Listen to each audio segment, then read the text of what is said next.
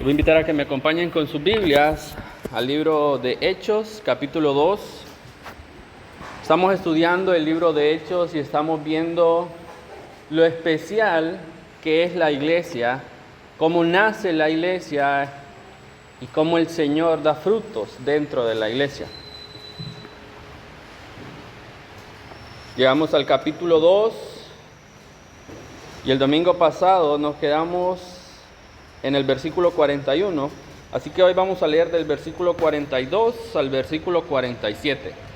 Hechos capítulo 2, versículo 42 al 47.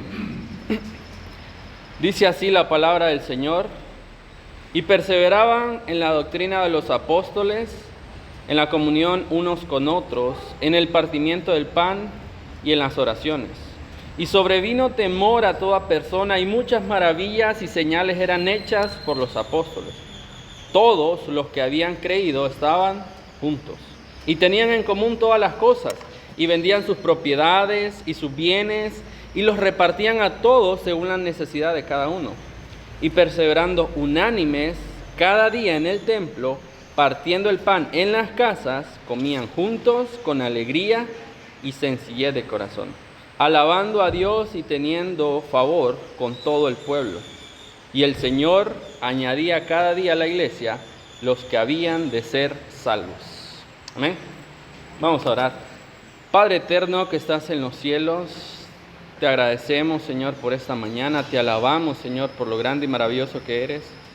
Gracias, oh Dios, por permitirnos venir a este lugar, Señor, para tener comunión, para escuchar tu palabra, para poder seguir creciendo, Señor, en los medios que tú nos has dado.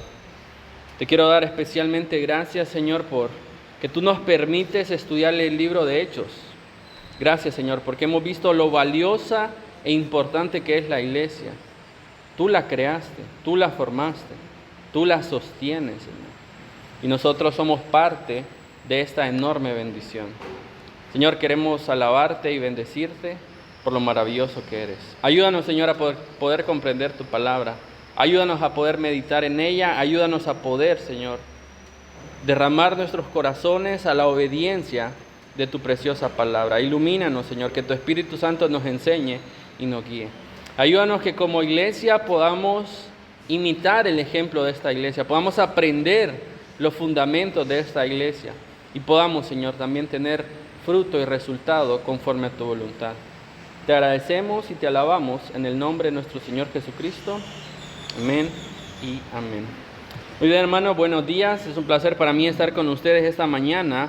Estamos estudiando el libro de Hechos y ha sido verdaderamente gratificante ir viendo lo que el Señor hace versículo con versículo en su palabra a través de esta iglesia. ¿Alguien recuerda cuál fue el tema que vimos el domingo pasado? O especialmente centramos nuestra atención ¿en qué? En Pedro. Muy bien, gracias, Ronnie. ¿Y qué hizo Pedro en los versículos anteriores? ¿El qué? Una predicación. Y eso es lo que vimos. Estudiamos la predicación de Pedro y nosotros dijimos la primer predicación de la iglesia o la primer predicación cristiana. Y nosotros a través de esa primer predicación o ese discurso de Pedro, nosotros aprendimos un modelo sencillo, ¿verdad? Que debemos exigir en nuestras predicaciones, que debemos buscar en nuestras enseñanzas y que debemos vivir en nuestros hogares a la hora de ir a la palabra de Dios. ¿Alguien recuerda cuáles eran los 3 elementos que debe consistir una predicación bíblica, una predicación cristiana? A ver, número 1, la predicación es bíblica. Muy bien, debemos estar centrados en la palabra de Dios. No mis pensamientos, no los pensamientos de alguien más, sino la palabra de Dios debe hablar por sí sola. Número 2, la predicación no solo es bíblica, sino que también es cristocéntrica. Cristo debe ser el centro. Si en nuestro mensaje, si en nuestra enseñanza no está Cristo, ¿qué dijimos? Hemos perdido el centro de atención de lo que el Señor quiere. Y número 3, el tercer elemento de una predicación bíblica o de una predicación cristiana, no solo es bíblica, no solo es cristocéntrica, sino que también es fructífera o es efectiva, tiene resultados. Y nosotros vimos, miren el versículo 41, Así que los que recibieron su palabra fueron bautizados y se añadieron aquel día 3,000 personas. Permítanme. Hoy está un poquito fuerte el clima. Se añadieron aquel día 3,000 personas. ¿Cuántos iniciaron en esta iglesia? ¿Cuántos eran en el capítulo 1? ¿Alguien se recuerda? 120. Y ahora se añadieron 3,000. Así que esa iglesia mínimo hay 3,120 personas. ¡Qué increíble! Y la pregunta es, ¿qué debe hacer todo este pueblo? Y eso es a lo que llegamos hoy. Capítulo 2, versículo 42. ¿Qué debe de hacer todo este pueblo que ha sido rescatado por el Señor, que ha respondido a la palabra del Señor y que quiere amar al Señor? Y esa es una respuesta que también nos beneficia a nosotros. ¿Qué debemos hacer en la iglesia? Y eso va a ser tan necesario y tan bendecido nuestra iglesia, poder ver esta iglesia en Hechos, cómo nos enseña. Y estos capítulos del versículo 42 al versículo 47, y ahí ustedes lo tienen, nos muestran 3 aspectos espirituales que la iglesia debe observar y practicar para un crecimiento sano. Ese es el punto central de estos versículos, del versículo 42 al 47. 3 aspectos espirituales que la iglesia debe observar y practicar. ¿Para qué? Para un crecimiento sano. En Hechos se nos muestra cómo la iglesia es una iglesia modelo, cómo la iglesia tenía necesidades, cómo la iglesia tenía algunos problemas, pero cómo la iglesia priorizaba o enfatizaba lo que realmente Dios quiere también para nuestras iglesias. Ahí se los puse en la pizarra solamente para que puedan seguir. Los 3 aspectos espirituales que una iglesia debe observar y practicar para un crecimiento sano son deberes espirituales, actitudes espirituales, y vamos a ver cómo la iglesia también es una influencia espiritual en su entorno. Hoy únicamente vamos a ver el primer aspecto, es decir, el primer punto, deberes espirituales. Y nos vamos a centrar solamente en ese versículo 42. Creo que hay mucho que sacar en ese versículo y el Señor tiene para enseñar a nuestras vidas. Hoy en día la iglesia es observada de diferentes aspectos. Para algunas personas la iglesia es desprestigio y ustedes han escuchado decir, no, es que para ir a esa iglesia mejor no voy. Incluso muchos pastores se preguntan cuál debe ser la misión de la iglesia, cuál debe ser el enfoque de la iglesia. Y tristemente a veces dentro de la iglesia se permite, a veces con una buena intención, se meten filosofías humanas, psicología humana, y a veces tratan la iglesia como que si fuera una empresa. Vamos a preparar a los líderes en administración para que administren bien la iglesia. Y pensamos que la iglesia puede funcionar como una empresa. Si capacitamos bien a los líderes y los preparamos de un conocimiento para administración, bueno, va a funcionar bien. Si tenemos bonitas instalaciones y nos preocupamos por el lugar donde nos reunimos, bueno, la gente va a estar cómoda. Pero ¿qué es lo que realmente enseña la Biblia en lo que la iglesia debe estar enfocada? ¿Qué es lo que Dios quiere que su iglesia verdaderamente se enfoque? Y es precisamente el primer aspecto que vamos a ver esta mañana. Deberes espirituales que la iglesia debe observar y practicar para un crecimiento sano. Yo titulé esta primera parte de la predicación como una iglesia perseverante. Y mi intención y mi motivación y el deseo de Dios es que Galeras pueda ser una iglesia perseverante, una iglesia que persevere, una iglesia que no se estanque, una iglesia que no se desvíe, una iglesia que no se limite en su fruto, sino que una iglesia persevere en los deberes espirituales que el Señor nos ha dado. Creo que ha sido de bastante bendición para nosotros poder ver de diferentes maneras o aspectos la iglesia. Los domingos por la tarde hemos estudiado una serie que habla acerca de la iglesia esencial. ¿Qué es la iglesia? ¿Cuál es el propósito de la iglesia? ¿A dónde debe apuntar la iglesia? Y seguimos enfatizando en Hechos, en este nacimiento, en este surgimiento de la iglesia. Recuerdo una frase, y no se me olvida porque es tan cierta, que un pastor dijo acerca de la iglesia. Dice, en la iglesia nosotros nos complicamos y queremos a veces hacer cosas tan difíciles, pero la iglesia es sencilla. La iglesia es simple. La iglesia no debe ser nada complicado y nada difícil, incluso para aquellas personas que vienen llegando, por primera vez. Así que este versículo 42 nos va a mostrar 4 deberes espirituales que la iglesia tiene para poder crecer de una manera sana. Y miren conmigo en sus Biblias, versículo 42. Dice así: y perseveraban en la doctrina de los apóstoles, en la comunión unos con otros, en el partimiento del pan y en las oraciones. Y creo que de una manera sencilla ustedes pueden ver estos 4 deberes que la iglesia tiene para un crecimiento sano. Número 1, perseverar en la doctrina, es decir, en la enseñanza. La iglesia debe enfatizar la predicación y enseñanza de la Biblia. Número 2, no solo perseveraban en la doctrina, sino que perseveraban también ¿en qué? En la comunión unos con otros, en la coinonía, en estar reunidos. Ese es el segundo deber. Número 3, en el partimiento del pan. Ahora, esto ya vamos a ver más adelante, que el contexto nos ayuda a entender que este partimiento del pan básicamente habla otra vez de tener a Cristo y sus ordenanzas en nuestros cultos, en nuestras reuniones.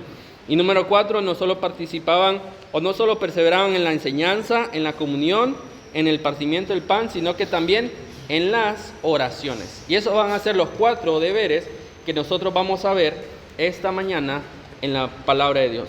Primero, observen la palabra perseveraban o perseverar.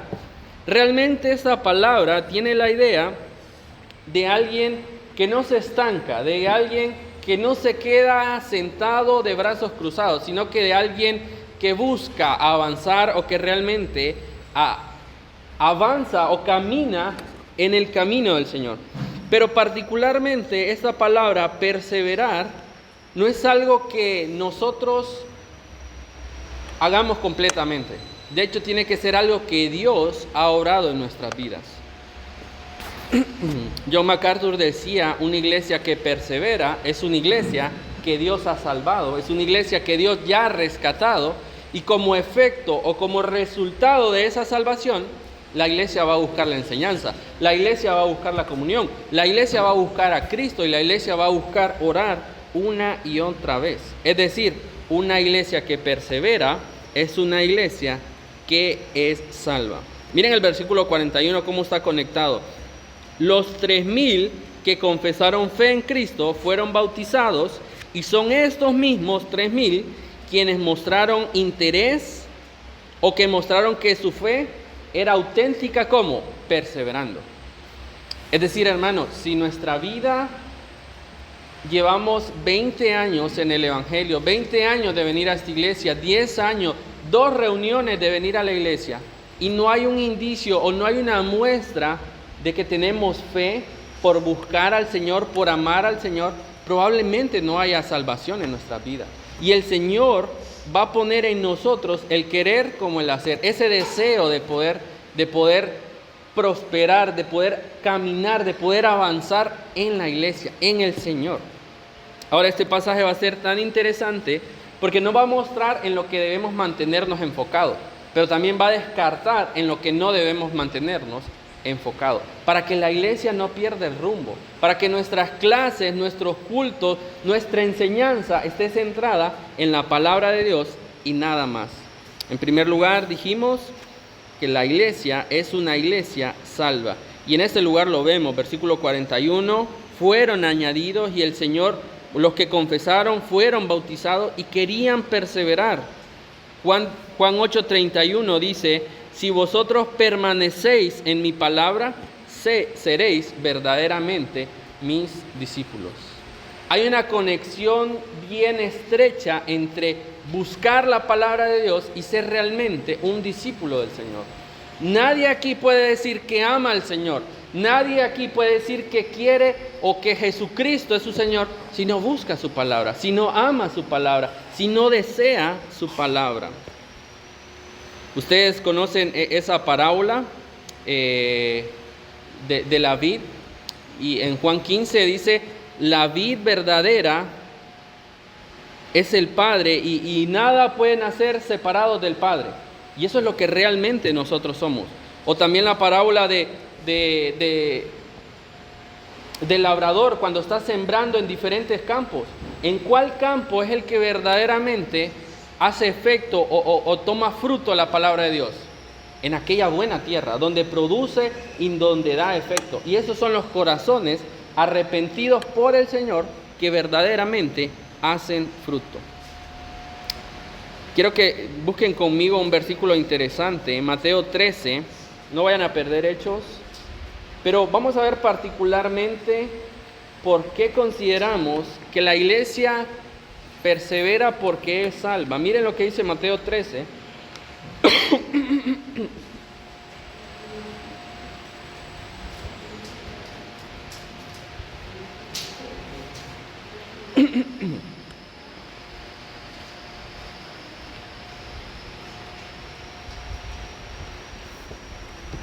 Versículo 9, 8 y 9 dice del capítulo 13, hablando de la parábola del sembrador. Pero parte cayó en buena tierra y dio fruto, cual a 100, cual a 60 y cual a 30 por uno. Y termina diciendo el versículo 9, el que tiene oídos para oír, oiga. Miren el versículo 23, cuando Jesucristo ya está explicando esta parábola. Mas el que fue sembrado en buena tierra, este es el que oye, ¿y qué? Y entiende la palabra. ¿Y qué más? Y da fruto, y produce a 100, a 60 y a 30 por uno. Ahora también el Señor nos enseña que algunos van a dar fruto de manera diferente. Algunos en 2 años, van a dar fruto sumamente rápido. A algunos les va a costar un poquito más. Por eso dice ahí a 100, a 60 y a 30 por uno. Pero indispensablemente, como seamos, siempre tiene que haber un fruto. Siempre va a haber una cualidad o una muestra o un indicio de que nosotros somos creyentes y de que realmente el Señor está obrando en nuestro corazón. Primera en Juan 2:19 dice: algunos salieron de nosotros, pero no eran de nosotros, porque si hubiesen sido de nosotros, habrían permanecido con nosotros. Pero salieron para que se manifestase que no todos son de nosotros. Es decir, a la iglesia, a este lugar a veces van a venir personas que van a escuchar la palabra de Dios, pero no va a haber un efecto en sus corazones. No va a haber un interés en sus corazones. Y paulatinamente o constantemente van a dejar de venir. Van a dejar de interesarse por el Señor. Y eso es lo que vemos en la parábola de los frutos. A veces la emoción del momento, a veces las situaciones de nuestra vida nos llaman y nos motivan a venir a la iglesia. Pero dice, cuando vienen los problemas, con aquella plantita, cuando no tiene raíces fuertes, ¿qué pasa? Se seca. Se seca y se va. Y primera de Juan, que estudiamos hace un tiempo, nos menciona que no todos los que vienen a la iglesia son salvos. Pero mi hermano, si tú estás escuchando esto y todavía no hay una certeza en tu corazón de que le perteneces a Cristo, es momento de hacer preguntas. Es momento de entregar nuestro corazón. Es momento de venir a la palabra de Dios y clamar por la salvación que Él ha dado, que Él nos ha dado. Porque solamente eso va a hacer que una iglesia persevere. Solamente eso va a hacer que una iglesia avance y camine. La salvación es del Señor. Y solamente aquellos que son salvos, que le pertenecen a Cristo, van a perseverar, así como lo hicieron estos de Hechos, capítulo 2, versículo 42. Y perseveraban continuamente. Es decir, la vida del creyente tiene que continuar avanzando, tiene que caminar constantemente. De hecho, la palabra perseverar está en un tiempo continuo. No es que perseveraron en un momento de su vida y ya. No, perseveraban continuamente, constantemente, toda nuestra vida. Claro, van a haber momentos en nuestra vida que hay algunas debilidades, que hay algunos pecados, que hay algunos, podemos decir así, bajones, y tal vez nos enfriemos, abandonemos por algún tiempo la iglesia, pero los que son verdaderamente salvos van a regresar al Señor. Y eso es tan valioso poder entenderlo, porque nos anima cómo poder ayudar a algunas personas. Yo estoy ahorita luchando y batallando con una persona que en un momento creció conmigo en la iglesia, manifestó amor por Cristo, sirvió al Señor, bendijo a la iglesia con sus talentos, pero de repente las decisiones que tomó lo alejaron de la iglesia, lo alejaron del Señor. Y lloraba para que si el Señor verdaderamente había salvado a esa persona, volviera a la iglesia. A veces las influencias, las decisiones, el contexto donde vivimos nos afecta Pero un corazón regenerado va a buscar al Señor, sea donde sea que esté, pase lo que esté pasando. Y hasta hace poco tuve una llamada de esta persona que tiene interés de ir a la iglesia. Le recomendé un libro y me dijo, este libro está un poquito aburrido, me dijo, pero estoy leyendo la Biblia, estoy leyendo Proverbios, y ha sido bueno para mí, me dice. Entonces puedo comprobar que la salvación es del Señor. Y aquel que es salvo, a pesar de que tal vez viva un tiempo separado y haya caído en un pecado, llega a un momento de su vida en que se levanta, en que vuelve a tomar el camino, en el que recobra el compromiso y esa decisión por amar del Señor. Por eso también nos ayuda a qué hacer con aquellos hermanos que tal vez no están viniendo a la iglesia. A veces muchos vienen por costumbre, muchos vienen por tradición o porque están de cierta manera acostumbrados a venir los domingos, pero cuando no vienen, ¿qué estará pasando? ¿Es simplemente un enfriamiento? ¿Hay algún pecado que están cometiendo que los hace no venir a la iglesia? ¿O que realmente no son salvos y no les interesa venir a la iglesia? Que para ellos venir a la iglesia o congregarse con los hermanos no es tan importante. ¿Qué dice Hebreos capítulo 10, versículo 25? No dejen de congregarse como algunos tienen por costumbre. El deseo del Señor es que aquellos que ha salvado manifiesten en su vida amor y compromiso por la iglesia. Ahora, estos que se convirtieron, 3,000, escucharon la predicación, eventualmente tuvieron ese deseo y ese anhelo de incorporarse, de unirse, de trabajar juntos en una comunidad. Hay particularmente una iglesia, y vamos a leerlo ahorita, Tesalonicenses, Primera Tesalonicenses, capítulo 1, es una iglesia a la cual Pablo elogió, a la cual Pablo admiró lo que el Señor estaba haciendo a través de su vida. Primera Tesalonicenses, capítulo 1, versículo 2 al 10.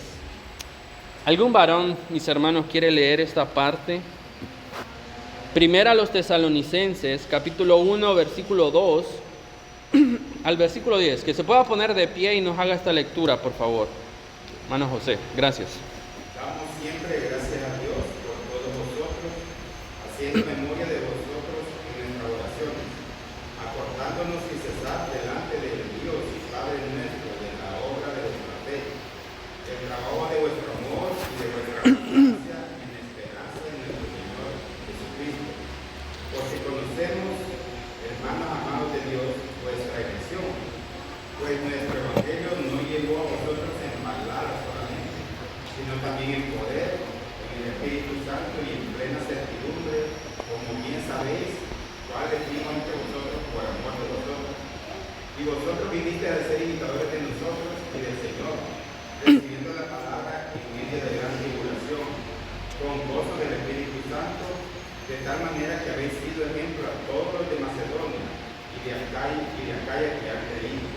Porque partiendo de vosotros ha sido divulgada la palabra del Señor, no solo en Macedonia y Acaya, sino que también en todo lugar vuestra fe en Dios se ha extendido, de modo que nosotros no tenemos necesidad de hablar nada, porque ellos mismos cuentan de nosotros la manera en que nos recibisteis y cómo os convertisteis de los ídolos a Dios, para servir al Dios vivo y verdadero, y esperar de los cielos a su Hijo, al cual resucitó de los muertos, a Jesús, quien nos libra de la ira venidera. Muy bien, gracias, hermano. Ahora vemos esta iglesia y Pablo estaba seguro lo que el Señor estaba haciendo y resalta este elemento, que la iglesia era salva. Esta iglesia tesalónica demostraba no solo con su boca, sino con sus hechos, con sus actos, que era una iglesia rescatada, escogida y que daba fruto. Y Pablo dice, damos gracias al Señor por ustedes, porque verdaderamente en ustedes, en su iglesia, en su ejemplo, podemos ver lo que Cristo ha hecho. Como ustedes también, aparte de recibir la palabra de Dios, la predican, la enseñan, la comparten a todos los demás. Esta es una iglesia ejemplar, una iglesia salva. Pero miren Apocalipsis capítulo 2. Le voy a pedir a otro varón que me ayude a leer el versículo 14 y 16. Apocalipsis capítulo 2, versículo 14 y 16. Este es un contraste que estoy haciendo entre una iglesia salva y una iglesia que tiene dudas de si realmente han puesto su fe en el Señor. ¿Alguien quiere leer Apocalipsis 2, 14 al 16? Vamos a ver, ¿algún varón? Dice así entonces la palabra. Ah, hermano John sí se paró. Pero tengo unas pocas cosas contra ti, que tienes allí a los que retienen la doctrina de Balaam, que enseñaba a Balac a poner tropiezos entre los hijos de Israel, a comer de cosas sacrificadas a los ídolos y a cometer fornicación.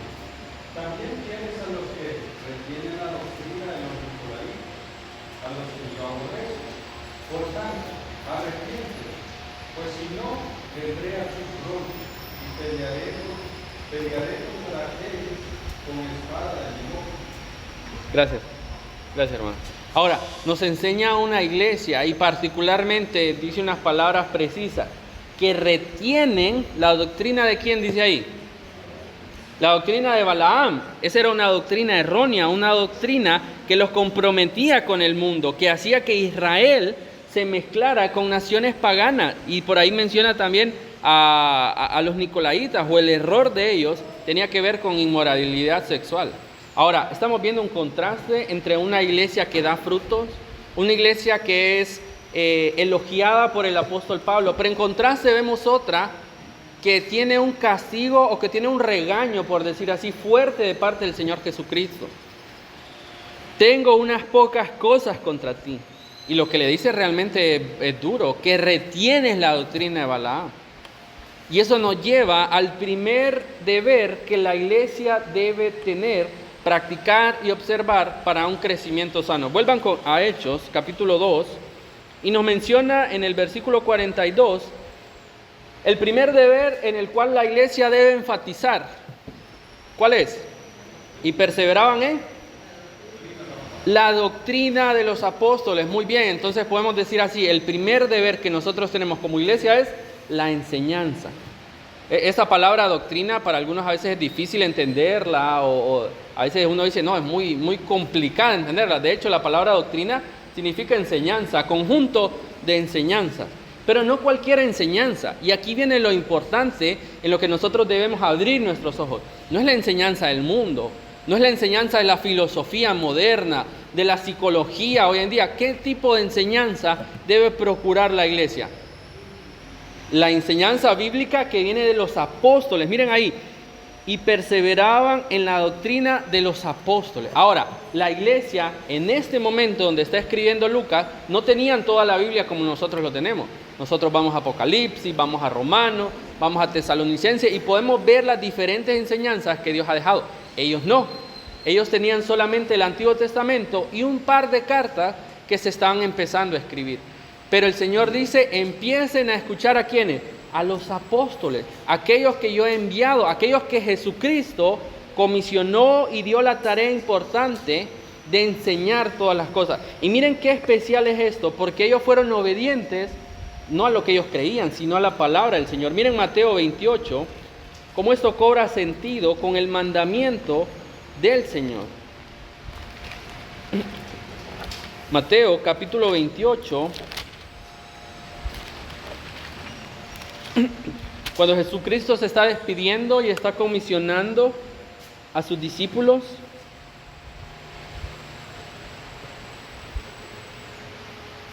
y dice el versículo 16, Mateo 28, 16, pero a los 11 discípulos que fueron a Galilea, al monte donde Jesús les había ordenado, y cuando le vieron, le adoraron, pero algunos dudaban.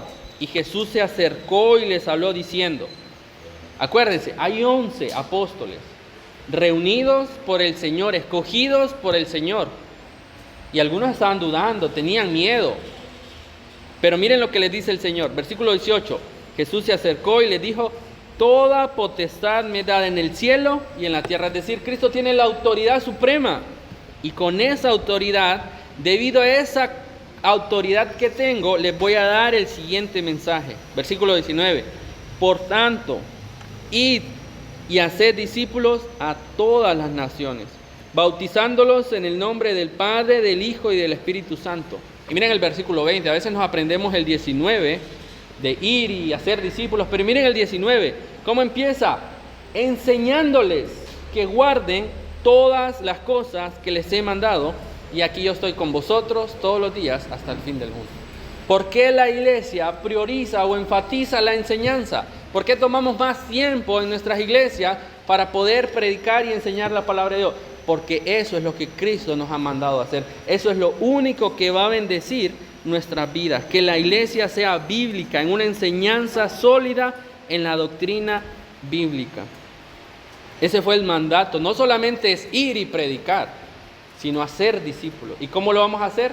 Enseñándoles la palabra de Dios. Enseñándoles, y miren ahí qué especial dice, enseñándoles que guarden las cosas.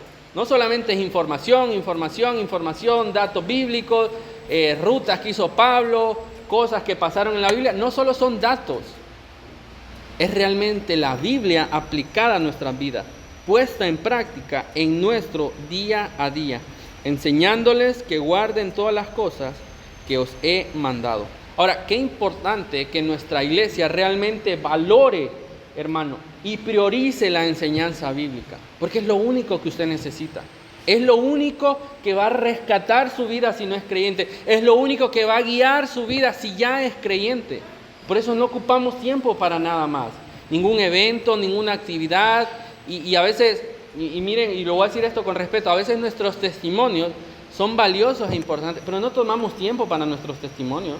Porque un testimonio es realmente la obra de Dios, pero a veces puede perder el centro de atención en mí, el cual Dios lo debe ocupar. Por eso priorizamos la palabra de Dios, la enseñanza de los apóstoles.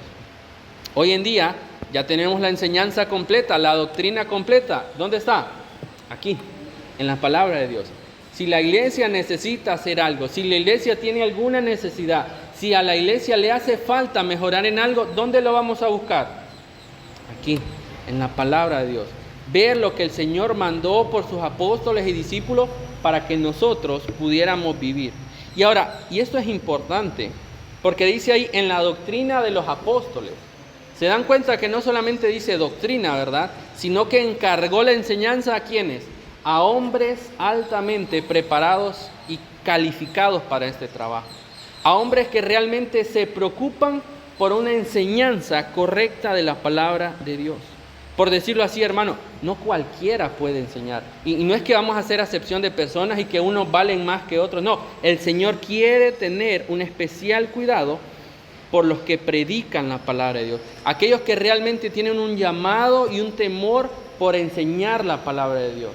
Se dan cuenta cuando una iglesia comete el error de dar su enseñanza o de dar el púlpito a hombres que no están preparados, a hombres que no están calificados, pueden terminar como la iglesia de Apocalipsis.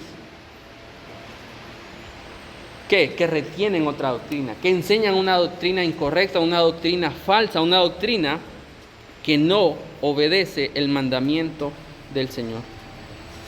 Miren conmigo 1 Timoteo capítulo 2.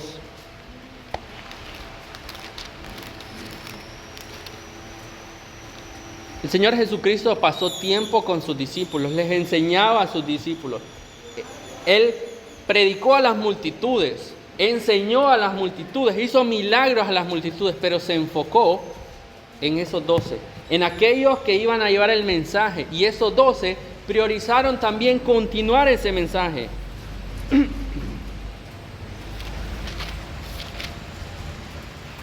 Perdón, 2 Timoteo capítulo 2. Me equivoqué, no es primera, es segunda.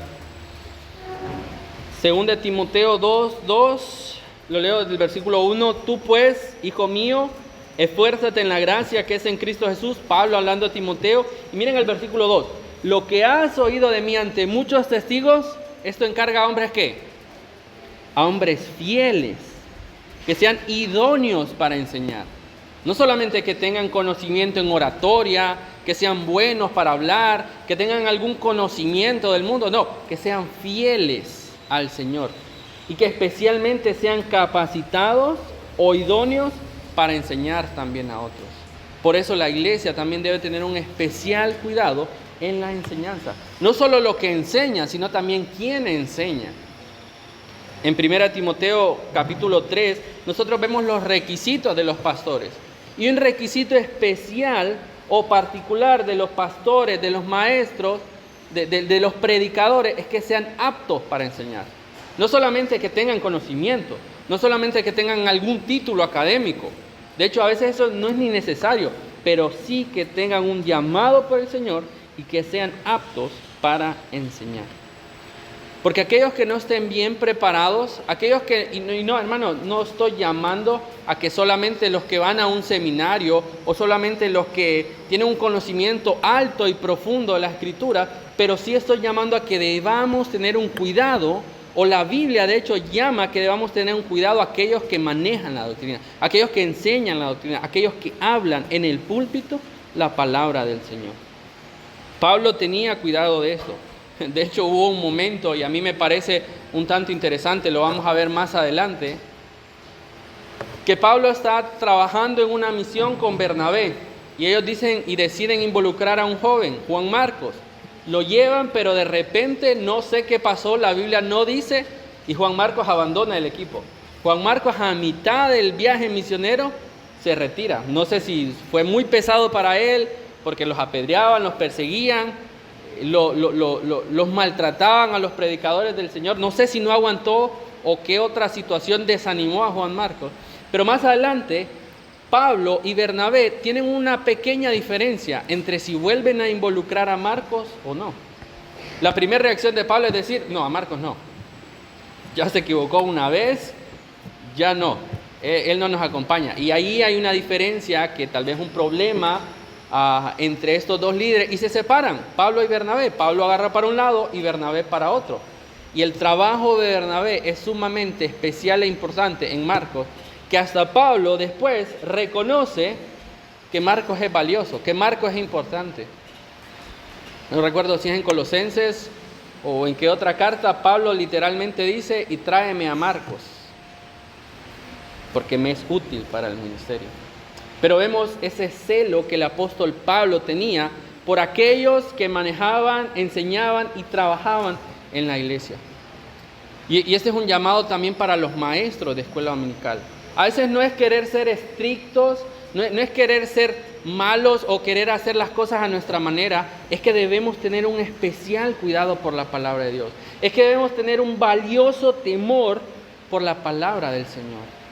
Podemos realmente cometer un error por solamente involucrar a alguien en la enseñanza, si todavía no está calificado, si todavía no está apto, si todavía no está listo para enseñar. Ya van a ver que a lo largo del libro de Hechos, cómo es verdaderamente importante que esta tarea es únicamente para los apóstoles. ¿Cuántos habían en la iglesia? 3,000, ¿verdad? 3,120 personas, pero solo los 11 enseñaban.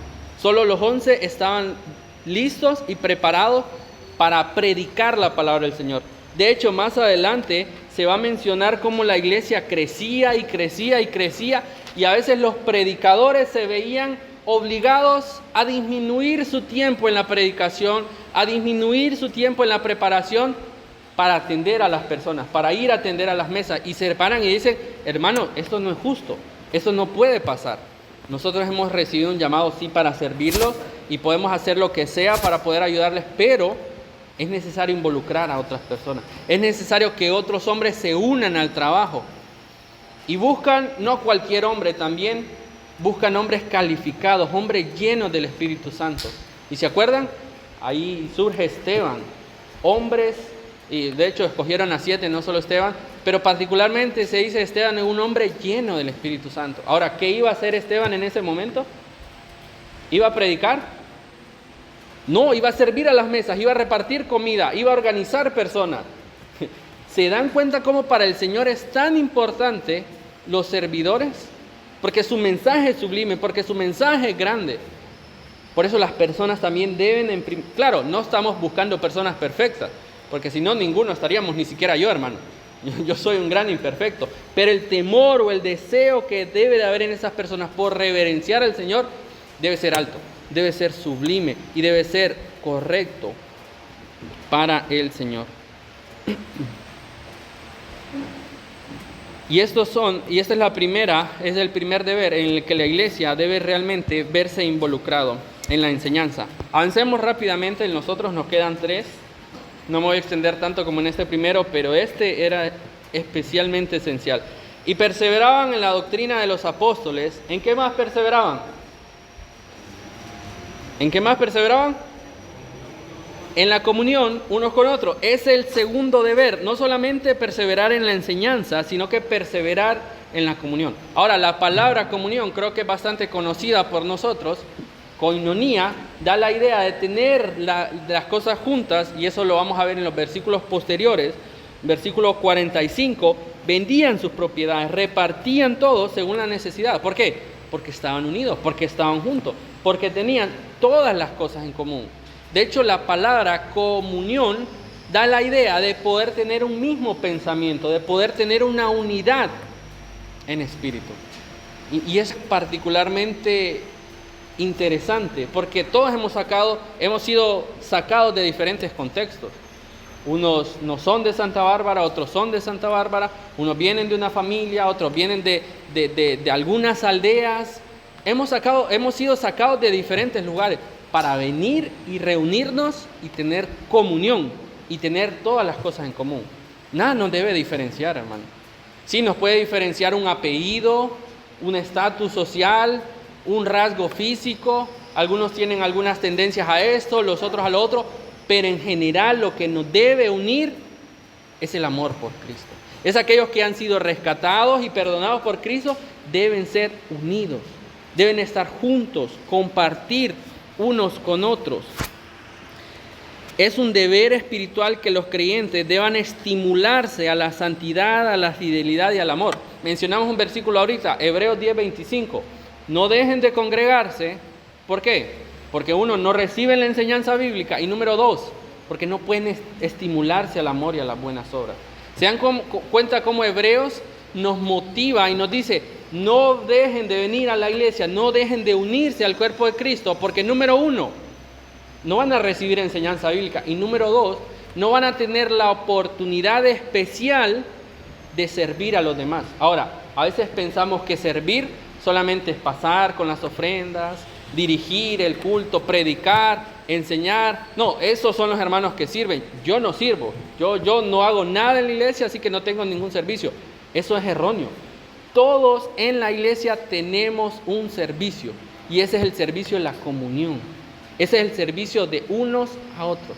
Hermano, es especialmente valioso tu presencia en la iglesia. Es especialmente importante que tú vengas a la iglesia, porque eso bendice mi vida. Eso bendice mi vida. Vení, que tú vengas a la iglesia, me saludes, me preguntes cómo estoy, cómo va nuestro hijo, que le preguntes a los demás hermanos cómo ha estado su semana, su vida, que ores por sus problemas.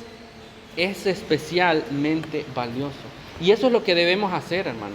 La comunión debe resaltar en esta iglesia. No debemos venir, sentarnos, bueno, terminó el culto, Dios le bendiga, nos vamos. No, debemos realmente involucrarnos, integrarnos.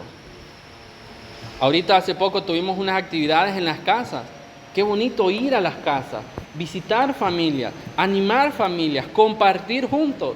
Aunque a veces hacía mucho calor y ya no aguantábamos por estar encerrados en un pequeño lugar, pero era especialmente valioso compartir juntos. Por eso, hermanos, yo quiero invitarlos y motivarlos a que abran las puertas de sus casas.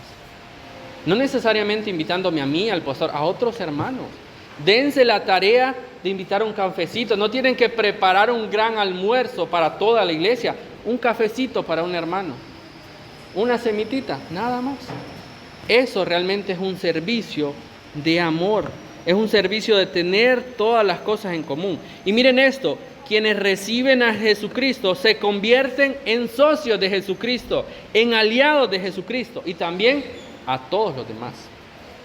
Es decir, que yo tengo una responsabilidad en la iglesia de amarlos a ustedes, unos a otros. Ustedes se han fijado que la Biblia varias veces, y eso es bastante valioso, la Biblia menciona varias veces unos a otros, unos a otros. Estimúlense al amor y a las buenas obras, no solamente de palabras, sino también acciones. Hay algunos hermanos que pasan necesidades y es nuestra responsabilidad como iglesia poder apoyarlos, poder suplir necesidades. Tal vez no les vamos a suplir mensualmente cada necesidad, pero sí algún día, sí algún almuerzo, alguna necesidad, algún apoyo que nosotros podamos hacer. Somos aliados de Cristo y somos aliados unos con otros. Y esa es una comunión permanente. porque tenemos vida eterna, al igual que los demás tienen vida eterna. Y no sé si han experimentado esto, pero ayudar a otros, ¿qué beneficio tiene para nuestras vidas? No buscamos a que nos reconozcan, y el hermano nos ayuda, y el hermano es el salvador de nuestras vidas. No, ese no es el motivo. Pero ¿qué experimentamos al poder ayudar a los demás? Gozo, ¿verdad, hermana? Satisfacción de poder saber que yo soy de bendición para alguien más. Y las otras personas también son de bendición para mí. Amén, hermano. Por eso, hermanitos, los quiero motivar a que se amen unos a otros. Sí, a veces tenemos diferencias y son muchas, pero eso no debe realmente importar. A Cristo no le importó mi diferencia, sino realmente solo vio mi corazón para poder rescatar y perdonar mi vida. Todos los que estábamos aquí somos miembros de la Iglesia Universal, el cuerpo de Cristo, y debemos participar activa e íntimamente en las asambleas, en las reuniones locales, pero también en la comunión en nuestros hogares. Así que una iglesia que persevera, que es salva, es aquella que prioriza la enseñanza, pero que también enfatiza la actividad de comunión. Tarea: ¿a quién voy a invitar esta semana? ¿A quién voy a visitar esta semana? ¿A quién puedo estimular al amor y a las buenas obras esta semana? Y esa es una responsabilidad de cada uno de los que estamos acá. Una iglesia que viva en comunión. Número 3. No solamente es una iglesia que trabaja en la enseñanza, en la comunión, sino que dice el versículo 42 en el partimiento del pan. Y esta es una iglesia centrada en Cristo. Ahora, ¿por qué el partimiento del pan digo que es estar centrado en Cristo? Porque uno pensaría, ¿verdad? Alguien podría interpretar esta frase como el partimiento del pan es también tener comunión y reunirnos en casa. Sí, pero eso es parte de la comunión. Aquí el partir el pan es un símbolo y un recordatorio de lo que Cristo hacía. ¿Se acuerdan aquellos hombres que iban de camino a Emaús tristes porque Cristo había muerto, ya eran 3 días y no resucitaba? Y fueron hablando de las Escrituras y llegan a una casa y se sientan, invitan a comer a aquel invitado misterioso que es Jesucristo. Y cuando Jesucristo agarra y parte el pan, los ojos de ellos se despiertan. El corazón de ellos se enciende y dice: esto lo recordamos, esto lo reconocemos, porque era una práctica que ellos venían haciendo que apuntaba literalmente al Mesías, a Cristo. Viene desde la Pascua, ¿se acuerdan? Aquellos que el Señor ha rescatado van a hacer esto en memoria de mí, en un recordatorio. Bueno, una iglesia debe especialmente estar centrada en Cristo. La comunión de los creyentes, de estos creyentes en Hechos, estaba simbolizada por la obediencia y por el partimiento del pan, es decir, por las ordenanzas de Cristo. Nosotros como iglesia también debemos recordar diariamente, no solo de vez en cuando, diariamente, los méritos de Cristo, los sacrificios de Cristo, la obra de Cristo en nuestras vidas, ya que nuestro Señor Jesucristo lo ordenó para cada creyente. Miren conmigo 1 Corintios rápidamente. Corintios es el libro que sigue después de Hechos, no se vayan largo. 1 Corintios capítulo 11, versículo 24 y 29.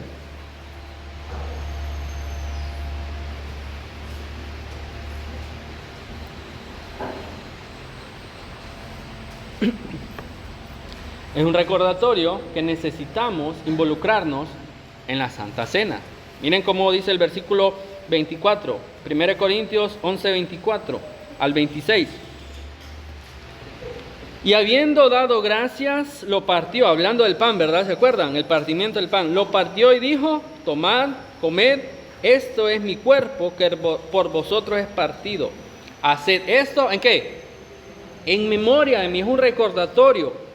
Asimismo también tomó la copa después de haber cenado y diciendo: esta copa es el nuevo pacto en mi sangre. Haced esto todas las veces que la bebieres, ¿en qué? En memoria de mí. No solo es hacerlo por hacerlo, es especialmente tomar en cuenta a Cristo. Un recordatorio de esperanza, como dice el versículo 26. Así pues, todas las veces que comieres este pan y bebieres esta copa, ¿qué hacemos? La muerte del Señor anunciás hasta que Él venga. Hermanos, nosotros estamos esperando al Señor Jesucristo. No es que estamos llenando de actividades domingo tras domingo y no caigamos en el error de decir, ¿qué vamos a preparar para este año para la iglesia? No, ¿cómo vamos a esperar al Señor? Esa es verdaderamente la motivación de Cristo. No solamente es cómo lleno los cultos dominicales, de qué predico, no, cómo nos preparamos, cómo nos edificamos para esperar a Cristo. Y miren cómo es. Nosotros con mi esposa nos informamos, nos compramos algunas cosas para esperar esa venida de nuestro bebé. Y estamos como ansiosos, contando los días, pensando qué momento va a ser el idóneo, en qué momento se va a venir, pero nos mantenemos con ese deseo ferviente de que ya viene. Bueno, eso es lo que la iglesia debe hacer con Cristo. Esperar en Cristo, aguardar en Cristo con paciencia. Tal vez pasen muchos años, tal vez pasen pocas semanas, pero nuestro anhelo debe ser ferviente en esperar a Cristo cuando Él venga. Así como los niños cuando esperan a veces Navidad para reventar cohetes, o cuando esperan que terminen las clases para tener vacaciones, están ansiosos de que llegue ese día. Así la iglesia debe estar motivada a esperar a Cristo hasta que Él venga. Y particularmente esta idea del partimiento del pan, esta comunión requiere un examen personal y un arrepentimiento del pecado. De hecho, eso nos ayuda y nos motiva a arrepentirnos y a vivir en santidad. Cuando nosotros recordamos la obra de Cristo, ¿qué recordamos? Que Él no merecía ir a esa cruz. ¿Quién sí merecía ir? Yo. ¿Por culpa de qué? De mis pecados. Y cuando yo recuerdo eso, yo le doy gracias a Cristo. Y los pecados que estoy cometiendo, los errores en los que estoy viviendo constantemente, tienen que venir a mi memoria para yo poder arrepentirme, decir, Cristo me rescató de esto, no puedo estar viviendo así. Cristo me perdonó de estos pecados, no puedo estar viviendo de esta manera. Por eso debo vivir en santidad. Por eso decimos que el partimiento del pan es un examen también personal que purifica la iglesia. Nada es más importante que la iglesia recuerde la obra de Cristo para que reconozca constantemente la necesidad de arrepentimiento. ¿Cuántas veces te levantan y no se arrepienten de sus pecados? ¿Cuántas veces se acuestan, llegan al final de su día y ustedes dicen, ¡qué buen día! ¿Y los pecados que hicimos ese día qué? Los llevamos al Señor, confesamos al Señor. Eso es lo que verdaderamente va a edificar y poner el tono correcto a nuestras vidas. Dice John MacArthur, esta expresión del partimiento del pan es una devoción a la memoria de la cruz en Cristo y la purga del pecado. Número 4, no solo la enseñanza, no solo la comunión, sino que también está centrada en Cristo y ¿en qué más? Versículo 42. Perseveran en la doctrina de los apóstoles, en la comunión unos con otros, en el partimiento del pan y ¿en qué más? Y en la oración. Y no es nada extraordinario, hermanos. ¿Se dan cuenta? No es nada fuera de lo común en lo que la iglesia debe verse comprometida.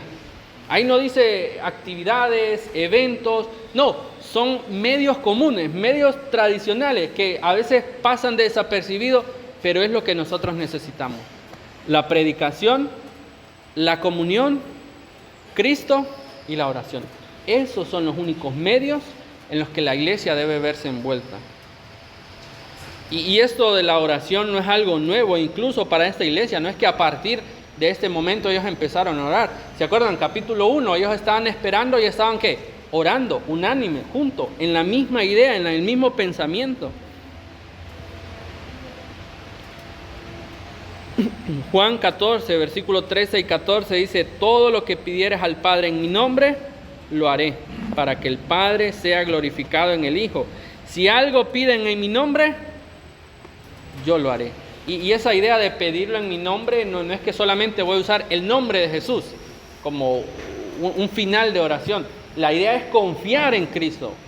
No solamente es usar la frase en el nombre de Jesús, es verdaderamente pensar en Cristo, confiar en Cristo, recordar que nosotros no merecíamos nada, Ningún mérito nos acercaba a Dios, solamente lo que Cristo hizo en la cruz del Calvario. Y estas oraciones, y miren cómo es eso. En el libro de Hechos nosotros vemos que las oraciones no es algo individual, sino que es algo ¿qué? Corporativo, grupal, algo de una asamblea. Las oraciones aquí no son individuales, sino de toda la iglesia. Capítulo 1, versículo 14, el versículo 24. Pero miren conmigo el capítulo 4, versículo 24. Hechos 4, 24.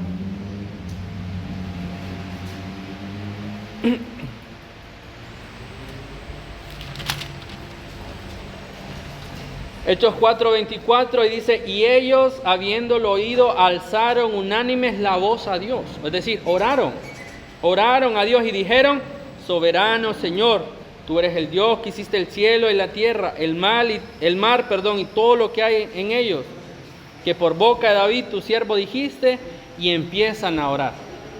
¿Se dan cuenta cómo para la iglesia es particularmente necesaria la oración? Vernos involucrados en la oración.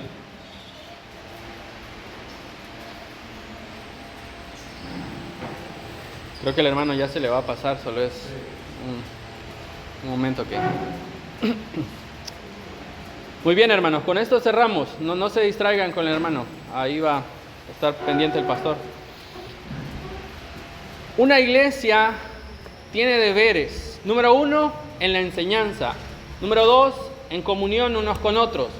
Número 3, en Cristo, en entender, amar y recordar a Cristo. Y número 4, en la oración. Hermanos, que la iglesia tenga su prioridad en estas 4 cosas. Nada más va a ser de beneficio para la iglesia. Nada más va a ser necesario para llenar sus vidas, edificar sus vidas y que perseveremos en la iglesia.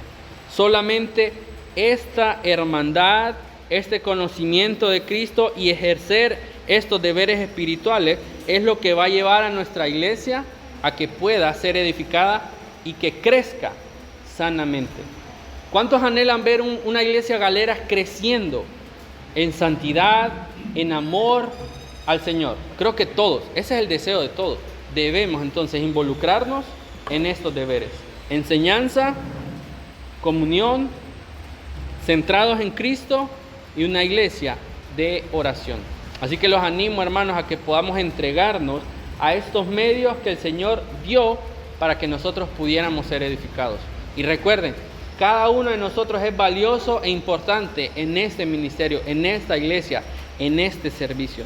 Y eso es lo que Dios quiere. Y estos medios son los que van a llevar a la iglesia a convertirse en lo que Dios quiere que sea. Pero sin su participación, sin su involucramiento, la iglesia no puede crecer. La iglesia no puede avanzar porque el Señor lo necesita especialmente en este lugar, congregándose, amando a los demás.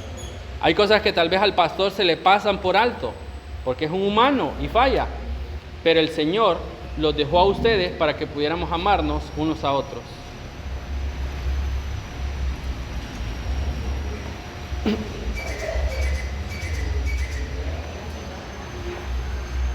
Muy bien. Vamos a terminar orando. Vamos a orar igual por el hermano David. Que el Señor sea glorificado en esa enfermedad que él tiene, en esa debilidad de su cuerpo, ¿verdad? Pero también recordando que nosotros debemos amar y ayudar a todas las personas que el Señor ha puesto en esta iglesia. ¿Oramos? Padre, te quiero dar gracias por este momento que nos permite venir a tu palabra, que nos permites escuchar, Señor, tu palabra y entonar nuestros corazones en lo que verdaderamente importa. Perdónanos, Señor, si a veces desviamos la atención de las personas en la iglesia, si a veces nos concentramos nuestras fuerzas en otras cosas que pueden ser secundarias, pueden ser de ayuda, pero queremos, Señor, priorizar en estos 4 deberes que tú nos dejas, Señor, en tu palabra, en la comunión, Señor. Ayúdame a amar a mis hermanos. Ayúdame, Señor, muéstrame las necesidades de mis hermanos para yo poder ayudarles, Padre. pero que también toda nuestra actividad sea centrada en Cristo, Señor. Mi ayuda, mi fruto, no esté centrado en mí, Señor, porque yo no valgo nada sin ti. Cristo es el que verdaderamente importa en nuestras vidas. Y en la oración, Señor, ¿cuánto necesitamos orar? Nuestro Señor Jesucristo nos enseñó a orar constantemente y nosotros queremos, Señor, tener una vida de oración, una iglesia que se compromete a orar unos por otros, que ponen las necesidades, Señor, en la iglesia, para que podamos, Señor, apoyarnos y depender de ti. Eso es lo que queremos hacer, Señor, aprender de tu palabra, ayudarnos y amarnos unos a otros, a crecer en el conocimiento y en el temor de Cristo y a orar cada día más, Señor. Gracias, Padre. Oramos por nuestro hermano David. Señor, su cuerpo presenta muchas molestias. Él constantemente se ve debilitado por su enfermedad, Señor. Esos ataques que son recurrentes en su cuerpo. Oramos, Señor, para que tú le fortalezcas conforme a tu voluntad. Pero, Señor, confiamos que lo que tú le permites, confiamos que lo que tú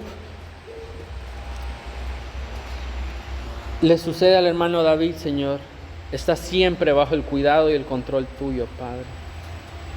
Ese es un recordatorio de cómo nuestros cuerpos, nuestras vidas dependen de ti. Tú eres el Señor de la vida y de la muerte, Padre. Por eso te alabamos, Señor. Oramos por su salud, oramos por su familia, por los medicamentos que toma, que sean de bien para su cuerpo. Oramos, Señor, por su situación. Pero oramos para que Cristo pueda ser glorificado en su vida, Padre. Y que Él pueda reconocer y depender a nuestro Señor Jesucristo. Gracias, oh Dios, por este tiempo. Oramos, Señor, y gracias por el libro de Hechos que nos permites estudiar, que es de bendición para nuestras vidas. Te agradecemos en ese precioso nombre de nuestro Señor y Salvador Jesucristo. Amén.